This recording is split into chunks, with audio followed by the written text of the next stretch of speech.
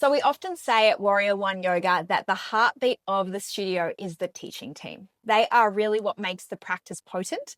And today we're going to talk about what we feel makes successful classes. But before we get into that, the most important thing first, Blanche Baker. Fun fact, when we onboard teachers, they often give me a call and be like, I just want to know how to say your name. Is it Blanche, Blanchy, Blanche? I know you hate that one. I hate that. Don't call me that. Yeah. I call you B. Yes. But how do you like to be referred to? So Blanche. Perfect. But if that's too hard, B is B. just as good. Yes. Love it. Absolutely. So you've been with Warrior One for 2 years now. Yeah. Let's hear a little bit about what you do in the studio. Yeah, sure. So I am the teacher manager across all 3 studios. So it's quite a varied role. Really, it's the human resource factor of the business, but also much broader than that and a lot more hands-on as well. So I'm very involved with covers, overseeing the teachers day to day, looking at the schedule and making sure that all the classes are hitting the mark and are the most successful they can be, and that we're really offering the community what they want. Drawing on the teachers' strengths and maybe peppering in some specialty classes, which we love to do, although we are yoga purists, of course. Yes. And then as well as that, driving the whole recruitment process. So that includes, interviewing people and then our in-studio trials, which is a huge part of what we both do. So there's a lot that happens behind the scenes. There is a lot. And I think, I would say your role is the backbone of the teaching team. Like, I really think that is probably something that sets Warrior One apart, is having somebody dedicated to working with and for the yoga teaching team, because like I said at the beginning, they're the heartbeat of the studio and they are why people come to the mat. So absolutely. I'm so grateful for your role. I love working with you, as you know. Me too. And we're very, very lucky to have Blanche. So I guess, as you mentioned, one of the things that we massively do is go to do a lot of trials, which we do in our studios. Yeah.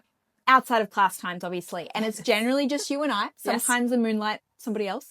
But they are just us and giving feedback. So today we're going to talk about, I guess, what our top tips are often for the teachers that we either hire, or sometimes we give teachers feedback and say, look, walk away for 6 months, go really work on yourself, work on these skills and come back to us. And often we actually employ a lot of those teachers that come back. Absolutely. Yeah. Yeah. But it's a big process. So it's a process. Our hiring process I'm really proud of it. I think it's really dialed in, and I think we've really worked hard at making sure we, step by step, make sure it's the right person for the right time slot. Like that's one of the really vital things. Yes, absolutely. So I think there are 4 key things that we think are really important. So I'll let Nova start with the first one. Consistency. That means showing up to your said class every single week. If that's the timetable that you have, let's say it's a Monday morning, that's your 9:30 a.m. slot, and that's the class you teach every single week. Yeah. And of course, life happens. You need covers, yoga teachers travel, things like that. But, supporting the community by even saying at the end of the class, I'm going to be away in, Bali for the next 2 weeks, but the amazing XYZ teacher is going to be covering and leading you through your practice, and keeping the community really engaged with whoever's covering your classes, but showing up every single week to teach that class is key. That's why we really see teachers grow a following and build their numbers. Yeah, and build trust with the community. It's huge. Huge. So number 2, we would say is the check in and check out. So although the class is so important, as we all know, we all want our clients to enjoy the class as much as possible. But that welcome that you get as soon as you walk into the studio, and that goodbye as soon as you are leaving at the end of class, is vital, and it is just as important. It's actually where community grows, and it's where that connection it happens, with the client and the teacher, and also the clients together as well. So this is something we talk about a lot when I induct new teachers and our teachers now, how you are on that desk is everything, so important. Yeah, really hard for yoga teachers too, right? Because you're showing up, you're holding space, and it is difficult. And so we do put parameters in place when we do inductions. We say come to the studio early, really create that space before the students walk in the class.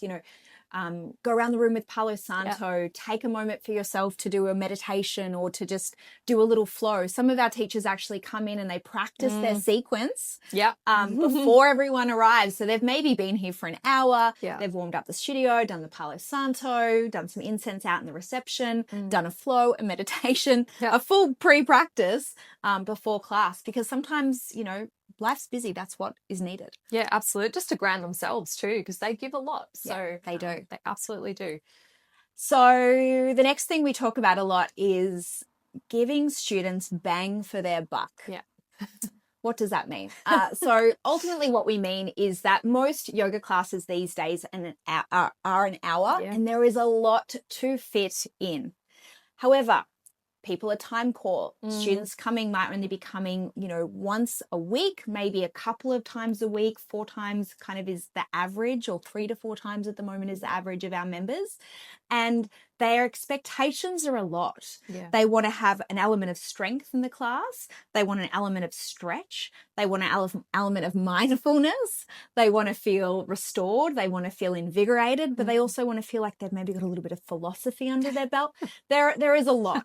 And we say to teachers, the more you can throw in there and give them, the better they're going to feel. And we want students to walk away and thinking, this is a non-negotiable for me, this class every week. This is the practice that I love. Yeah. This is the practice that I want to commit to every week. And it is a lot to ask of a teacher, because you also are controlling the lighting and the music and the pregnant person in the back. It's a very tough gig. The injured person in the front that had a hip replacement or a stiff shoulder. Yes. There are so many things to think about, but ultimately it's about playing to your strengths as a teacher, but making sure, firstly, you're teaching true to the style that you're teaching, whether it's vinyasa or slow flow. Of course, yin is different. You're not going to put strength in a yin class, but making sure that those particular elements are hit and students are getting a really what we call a complete practice. Yeah, absolutely. And our last thing is authenticity. So, when we bring new teachers on, something that we always say is, yes, there's a Warrior One way, and we do have standards, of course, but we want them to be them, and we want them to bring, themselves to their teaching and bring their strengths, and that might be, they love, Reiki is for an example, or we've got some teachers that really love meditation, or they really love the philosophy side of things, lots of different things. It's like, bring that, because the more authentic they are, the more that actually has a flow and effect to everyone in the room, and they feel that too. And it just creates this beautiful energy. That's, something we really want our teachers to be, is exactly who they are. Yes. And it just adds that beautiful element. So, yeah. That's true. And look, the arc of Warrior One class, if you've come to the studio, you'll know that there is 150 classes across 3 studios every single week. Now, I'd say one of the biggest challenges for us in our roles is ensuring that there is consistency for students. Yeah. And if they go to a class today at Brighton at midday versus on the weekend at Mornington, that it feels similar. Yeah. Right? And the arc that we really support our teachers in is making sure the 60-minute class follows a bell curve. So the first 10 minutes-ish is integration, so warming up the body, prepping your body, prepping your wrists. Wrist prep is a big thing that we really want to see in all Warrior One classes. And then moving the body into let's say it's a vinyasa or a slow flow, into the main body of the class. So 30 minutes of really moving and getting, the bulk of the strength part, let's say, out. And then, of course, like B said, the authenticity of that teacher woven throughout. And then the last 10 to 15 minutes is your cool down or your warm down. And we say 10% shavasana. So if you're a 60-minute class, you have a 6-minute shavasana, and then it's obviously scaled if the class is 75 minutes or 90 minutes. So that kind of gives you an idea. So if you come to the studio, you'll notice that it does kind of follow in that journey. Journey. That's right. Yeah, absolutely. Yeah. Amazing. Wow. So many things. Mm. We hope that helped. And if you have any questions, feel free to reach out. Yeah, we hope to see you in studio soon. See you on the yoga mat. If you loved today's episode, please subscribe, leave us a review, and share with your friends. If you'd like to learn more about what we do, visit warrior1yoga.com.au and follow us on socials. We'll see you on the yoga mat.